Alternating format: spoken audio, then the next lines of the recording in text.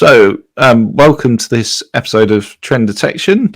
And we're not quite live still. I know I keep saying this, but we will be live very, very, very soon, hopefully by the end of this month. So we can look forward to that. But for now, we've got our very first guest on the Trend Detection podcast. Sorry, Trend Detection Live, our first ever guest on Trend Detection Live. Chris, and I haven't invited him back until this point. I don't know why. It's nothing. He hasn't upset me in any way. Or I even bought a new camera and everything, and then just wasn't invited back. Exactly. I don't know what was so offensive. I should have listened back to the original recording just to check. But no, really pleased to have you back, Chris. And well, actually, before we sort of dive into the topic, we're going to look at. But anyway, before we dive into that, I'll let Chris introduce himself. So, Chris. Yeah, no problem. Yeah, so my name is Chris Smith, implementation lead at Siemens Senseye. So I really look after the best practice for deploying our technology into our customer base and look after our what we know is known as the Senseye Knowledge Platform product, or Omniverse as it used to be known. So yeah, really looking at embedding the information, the experience that we have within the team into that product so that anyone can, or nearly anyone can pick up that thing and be able to run a predictive maintenance project on their own. That's the theory anyway. Don't want to do ourselves too much out of a job. But yeah, I spend a lot of my time thinking about, okay, how do we make this simpler? How do we make this faster? How do we make this most effective? Absolutely. And I mean, change is actually a key theme today because, well, I was starting to say before, I wanted to sort of, revisit our original topic, the first topic on Trend Detection Live, which was about how to run a predictive maintenance project and avoiding failure. And I know, again, we talked about this briefly before, but I think a really good place to start is whether there's been a lot of change since. I know you have reviewed the last the episode that we did together, and whether there's been a change in your, let's say, either mindset or opinion on how things have changed. I guess that's a good place to start. Yeah, I think that is good, and I think I wouldn't necessarily have any additional points, but I think reiterating some of them and how some of that has adjusted would be good. So I think more and more I'm convinced. So in the previous episode, I mentioned about don't make a project too small. So not looking at a kind of single asset or a few assets, but actually doing a significant proportion of assets so that you actually have something that is impactful on your business and impactful on your day-to-day work. And I think really what we've seen more and more is that the bigger you start, the bigger you go, and much more quickly. So I've looked at deployments, particularly in a couple in the US and also over in Australia, where rather than saying, "Oh, we're just going to start on this 100 assets," or or even 150, let's do 500, let's do 1,000, and really, make this a full cultural change with full stakeholder buy-in from the top right down to the maintenance teams who are going to be involved. And actually those, it's quite daunting from a delivery perspective. So because you certainly have to think about, well, what we used to do for 50, 100 assets, you're suddenly having to do for much larger number. And as I mentioned before, looking how to do it faster and easier, that really drives that process. But what we've actually found is that the amount of success you get, which is probably not unsurprising, but the amount of success you achieve just increases just exponentially. Your chance of finding failures goes up dramatically, and now the people who are using it are much more like, well, actually, this is my line. I have the technology across the entire line, and so this is going to impact my day-to-day, not just in a little silo on that bit of equipment that we hope will fail or hope we avoid the failure in. Now it's actually, well, we're looking to make sure this whole line keeps going. So I think that's the first one. Really deploying as when you buy control equipment, etc. You buy the control equipment because you'll do your checks, you do your checks and balances about whether it's suitable for your scenario, but they're proven technology, and very much something like Senseye Predictive Maintenance and predictive maintenance tools in general are now moving into that stage of its existence where it's proven. So no longer is it really kind of data science projects, but rather actually just to deploy it and get that value. Don't worry about whether it's going to work or not too much. We're moving way past that scenario now. So that's one. Yeah, go for it. Yeah, I was just going to pick up on that point. It's interesting you're saying that sort of that shift in mindset. Is that I get towards larger deployments rather than smaller deployments? Is that I guess is that a case of predictive maintenance becoming more mature as a market and becoming more? I mean, there's more proof points, especially with Senseye, as we know. There's lots of great use cases, lots of great return on investment. Is that kind of thing sort of starting to feed through? Yeah, I believe so. I think now that predictive maintenance has become much more part of the conversation within business, especially with the acceleration of digital transformation.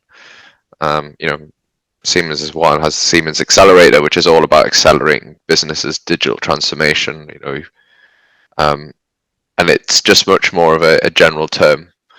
When we first started out doing PdM, digital transformation was still felt a little bit away, even though PdM is a part of that toolkit. Now digital transformation is in so many companies' kind of vision, and predictive maintenance is a very clear use case of that. I think a lot of digital transformation is very bespoke to a customer's requirements, and there's only really 2 or 3, in my opinion, and I'm absolutely happy to be corrected on this one.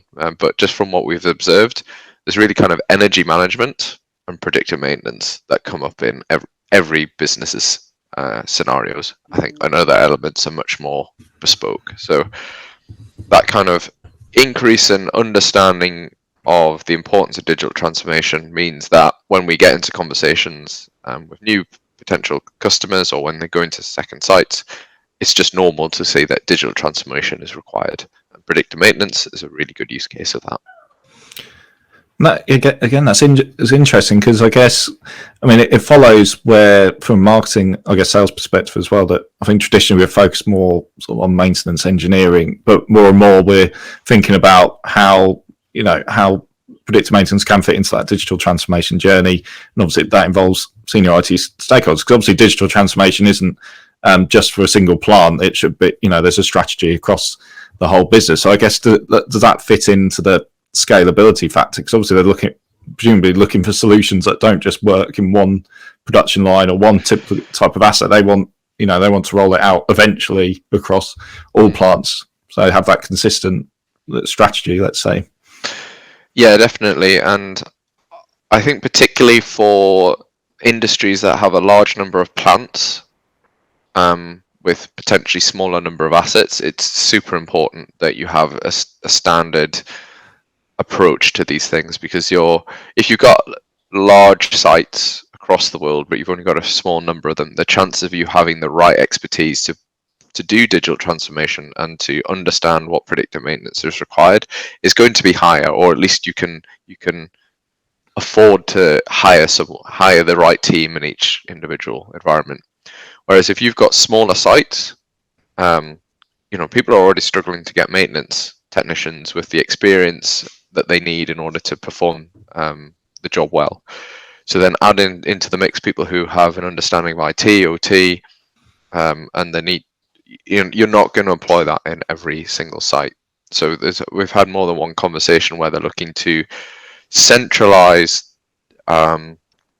information, and then understand that information and then disseminate it to the right people in the sites. So in the predictive maintenance scenario, that is effectively taking data from machines at each plant, and often you have similar ones as well, so you've got an added benefit you can compare against plants. I'll come to that in a second.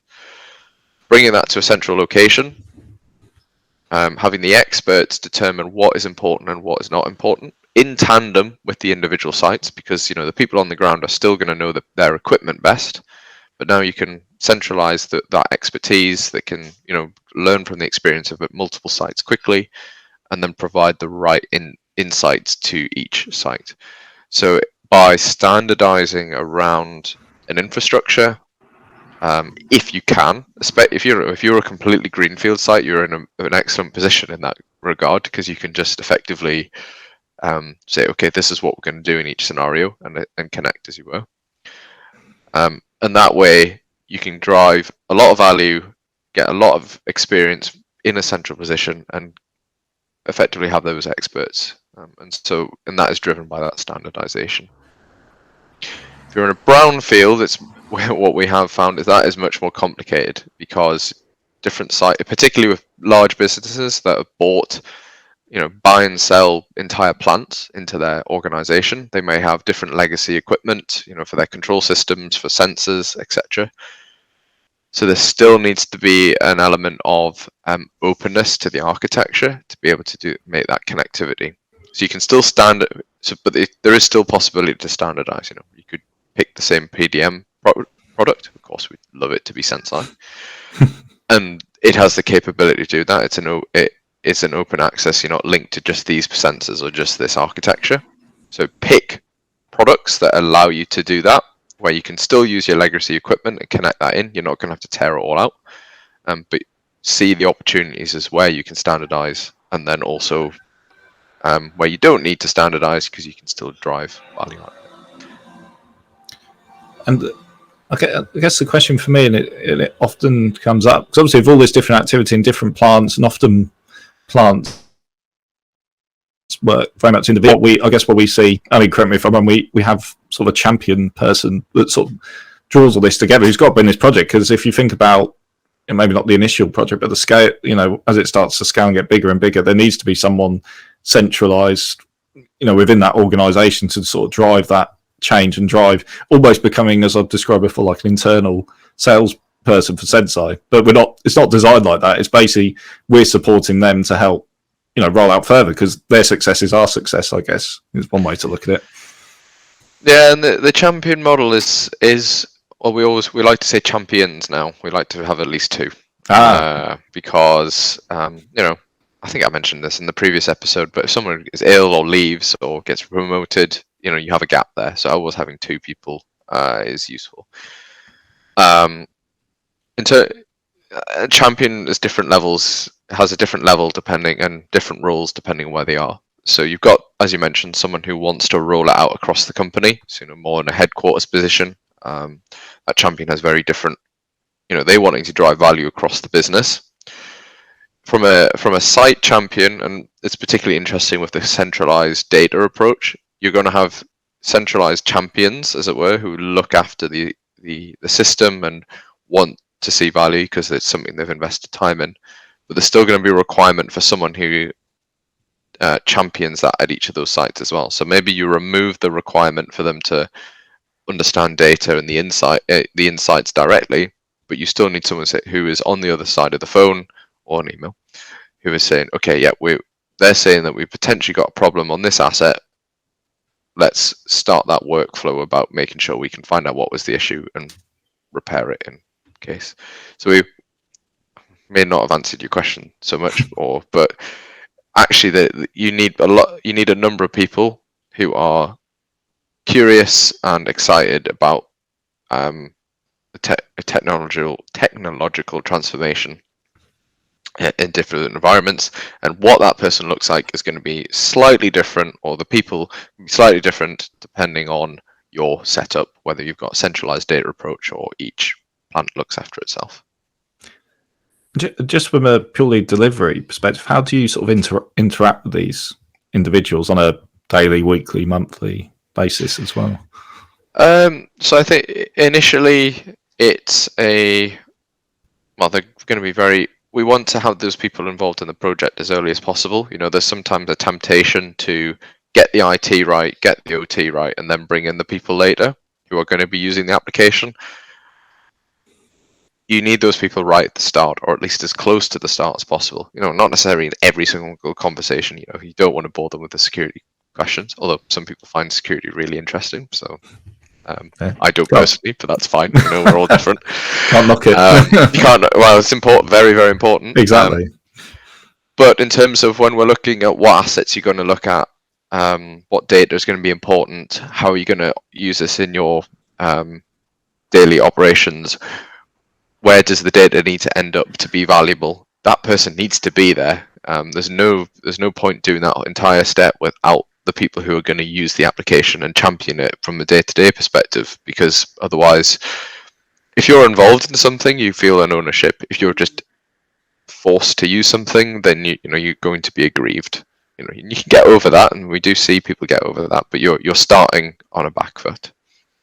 And so that interaction should be as early as possible, keeping them informed and keeping them involved. And we like to be quite communicative with our customers. We like to tend to have, depending on the setup, we might have twice a week calls, weekly calls, but equally we want to continuously use email, or we use Teams a lot with customers, because you can have that instant interaction. People seem to be much more willing to answer a message that appears in their Teams than an email. It's quite interesting. And make it theirs. This is their product for them to drive success. And so having them a constant communication is really important throughout the deployment. In terms of, you've obviously noted one challenge there is actually communicating, getting stakeholders involved as early as possible. So what are the other sort of key, or the main challenges that need to be overcome to sort of deploy predictive maintenance successfully and at scale, I should say? Yeah, so I used to talk about technical a lot. I don't worry too much about technical hurdles anymore. I think in some ways it will happen. You will get connected. It's very exceedingly rare that doesn't happen. There are things that could be sped up, and one of the things that we work a lot within Senseye, and we work a lot with the product team, is to make that as quick as possible, because you don't want people to lose interest. If it takes you 9 months to get deployed, that's a long time to go from initial excitement to wait to actually something happening. We want to keep getting it lower and lower and lower. It's generally, it is ensuring ultimately that the business value is seen, and that if you can show value to your business, then all the other hurdles kind of will be resolved in order to get there, or will have the push in order to get over that resolution. If you're saving 10 times return on investment, the fact that it's difficult to connect, you will put effort in to make it easier. If you're not seeing any value, that inability to connect certain assets is just going to be a blocker. If you've got value, you turn a blocker into a hurdle. If you've got no value, it just remains a blocker.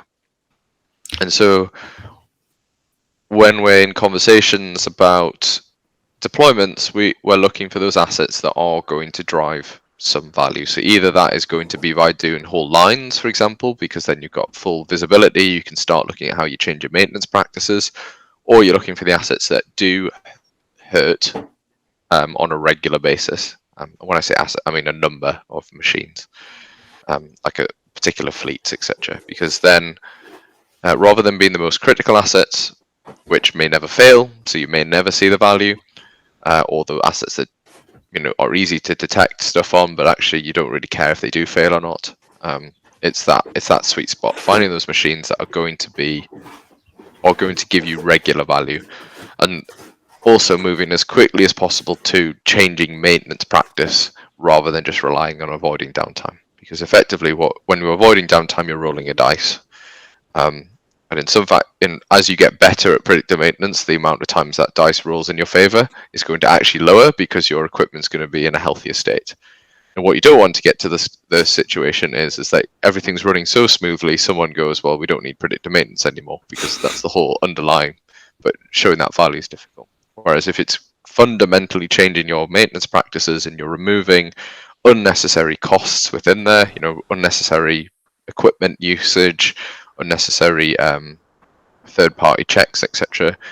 That's what we like to call bankable wins. Things that you're just going to keep bringing in, and you're getting that return investment. And then the odd time that that dice is rolled and you get your double six or whatever it might be, and you avoid a massive failure, then it's the cherry on top. It's the thing that makes the headlines, but the thing that actually drives the value is that change of maintenance culture. Yeah, so I'm wondering, and this might be a very oversimplification, and I'm in marketing, so you got to forgive me for that. But is a lot of this, what I'm hearing, is a lot of this down to sort of momentum building? So you get a win. I'm not saying quick or too early or really early, but the wins sort of add up, and it's not about, like I say, the big headline stuff. But there's also other, wins that sort of support that as well. I mean, maybe you could detail some of those, just examples of some of those other success factors, not just the big, the big headline stuff, but the other stuff that helps build that business case, let's say. Yeah, I think momentum is huge, and now we're in Siemens. There's a lot of talk about accelerator and about accelerating people's digital transformation. And I think one thing is about getting value within 5 seconds of opening a product.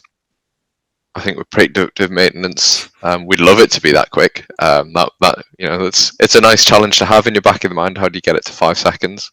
Maybe we'll get to 5 minutes. But yeah, I think what's interesting about using the term accelerator is it's also that feeling of momentum moving forward and getting faster and faster. And it's the same with, if you deploy well, you deploy quickly, and suddenly you're actually up and running within, say, 2 months. From purchase order through to or project kickoff up to you're getting live streaming, and it only took you 2 months. That's relatively rapid. If you compare that to putting in a new line or what it might have taken to used to take. And personally, I want to get that down even faster. I want it to be a month. Okay, so we're now connected and up and running in 2 months, and say you allocated 6 months or 12 months to this deployment. You've now got quite a long run through in order to see potential failures. And then, so the next thing you may look at is your fleet. And this is something, and doing a fleet analytics around, based on today, how are my assets comparing to one another?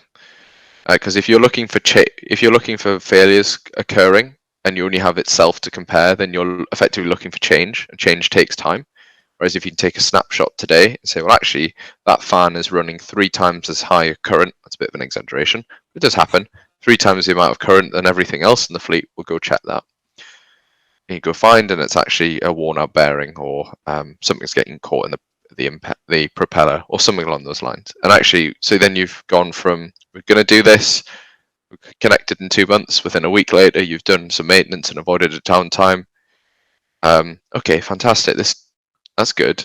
And then then when things start to change, you say, oh, actually, there's some issues here. There may not always be big failures. Sometimes we have the case where someone forgot to turn the fans off during a scheduled downtime, for example, but just proofs that the technology is doing what you expect it to do within the first few weeks.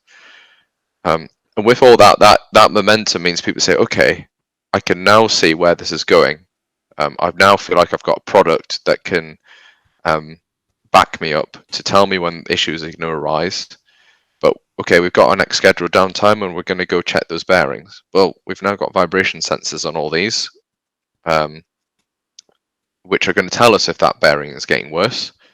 Okay, so perhaps we don't need to swap that bearing out then, because we know it's going to last longer, or we're not going to do particular maintenance checks, so we can reduce our maintenance requirement. And you do that. And so you're starting to, hopefully this is starting to see, you're gathering value, whereas if that first bit took 6 months and then you didn't see anything for another 6 months, and then people lose interest, they've moved on to the next deployment. The people who deployed it, they're often in kind of headquarters positions, they're on to their next initiative, etc. And you've lost interest and lost momentum. But you can start to see where this is going, then it can carry you through. No, really interesting. And I guess I see that we're nearing the end, but what I wanted to touch on as well is we obviously have our knowledge platform, formerly Omniverse, which helps to tie a lot of these themes together and creates that sort of structured approach. And I know a lot of work's gone into it in terms of learnings, both successes and where it's not got quite as well. So maybe you could just give if I could speak, a bit of background on that, Chris, and how that's benefiting you from delivery and ultimately customers as well. Yeah, no, absolutely. No, I'd love to say it was my idea originally, but that would be a lie. But I was involved in the initial team who kind of put it together. So it was from delivery. It was effectively the image that we're doing deployments and the success rate is not necessarily as high as we'd like it to be. That's the nice political way to put it. And really, we can see why, because we see a number of deployments. We see where they're starting to go wrong, and we're building up this kind of internal understanding of why it's going wrong. And can I just check now? Can you hear the Hoover? No, I can't. Actually. Okay, cool. We'll have to redo this one. That's all right. No, that's all right. I'm going to shut the door. Hang on. That's all right. We can cut this bit.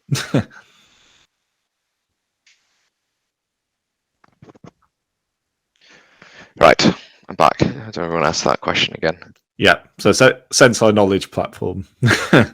Yeah. Yeah. So what I would love to say, it was my own idea, but I was part of the original team that kind of put Senseye knowledge platform together. If I keep referring to it Omniverse, I do apologise. That was its old name. That's okay. It's ingrained in your head. It's ingrained. It's in my DNA now. Exactly. But the idea was, we've seen all these projects that were not going anywhere, or even were stopping because of a lack of engagement, lack of value, lack of just general, effectively lack of value drive, or fundamentally, or lack of engagement from higher stakeholders. And sorry now. My son's just come in. That's all right. We will get. What's up, bud? That's all right.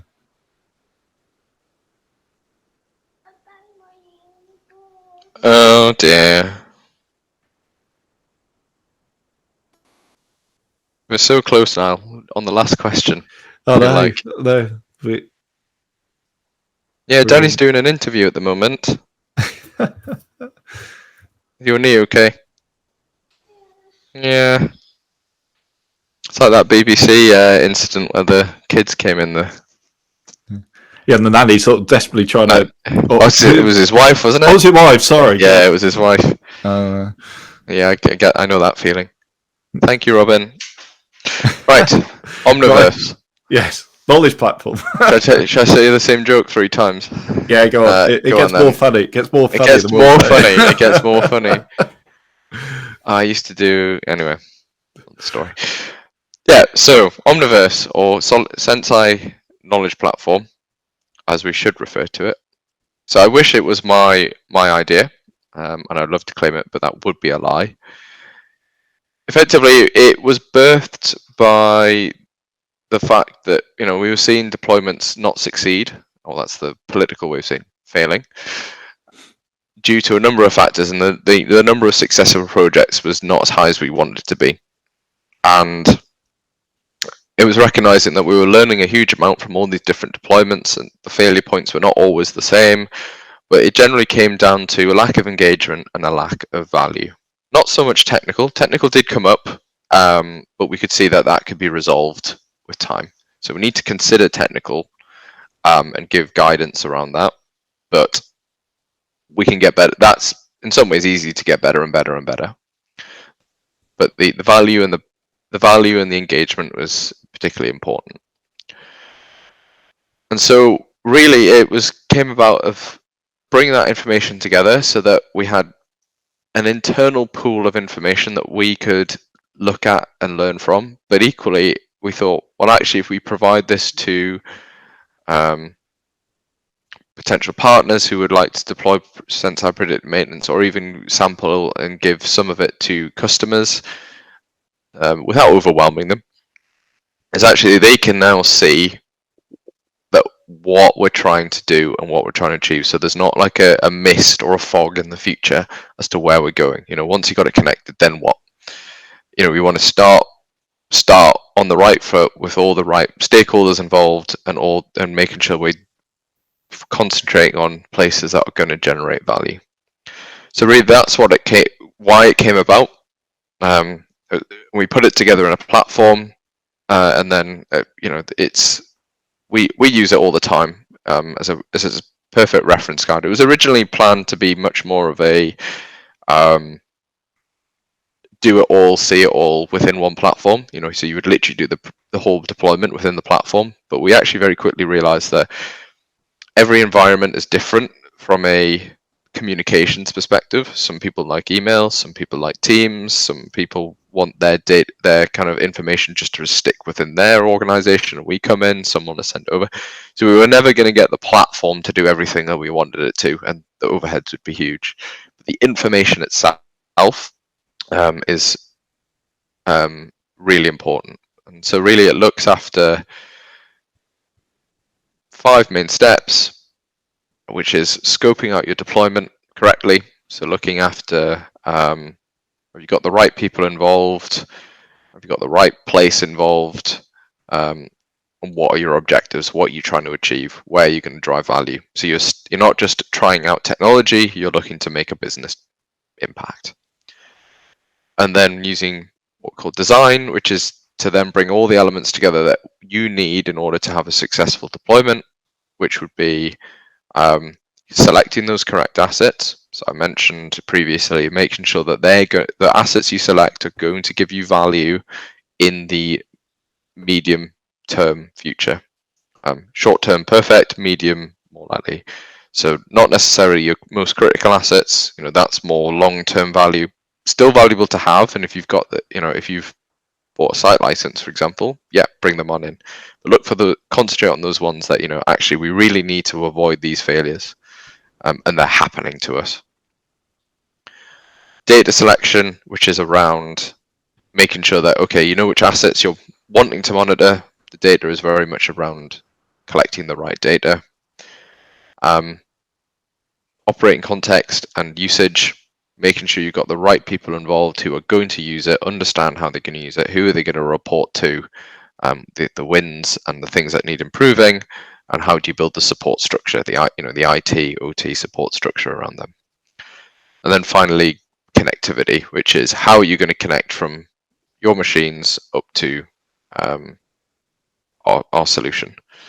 And actually that bit's really interesting now, as now we're part of Siemens, is that bit, it can expand quite dramatically, because whereas before we were a software only company and we were relying on third parties, including Siemens in many scenarios, now we're building up more and more of a portfolio of, actually, if you have a gap, we can now fill it. If you have a challenge of getting from the edge to cloud, there's a Siemens product for that. If you require sensors, the Siemens products for that. So we're not locked. It was very clear to that we're not locked to Siemens equipment.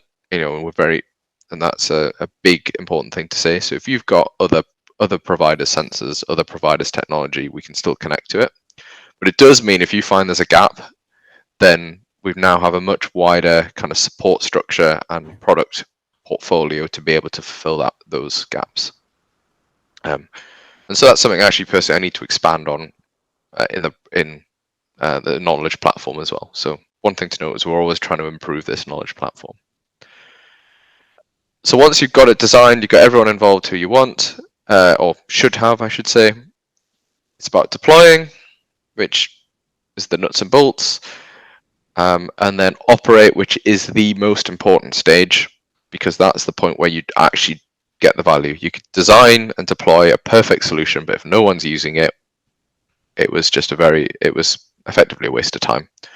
So operate is how you use the product, how you get it involved in your work, normal work in the day, and getting value out of it. And then we have a final section, which is refine, which is the fact that, often with these things you made, traditionally as well, with a lot of installation of equipment or lines, etc., from the manufacturer, it's very much a kind of fit and forget. We wanted to move away from that model. We, as a business, what we want to have is that we're kind of there in the wings, ready to support improving and finding issues with the deployment, and kind of have that iterative approach. And that's what the refine element of is.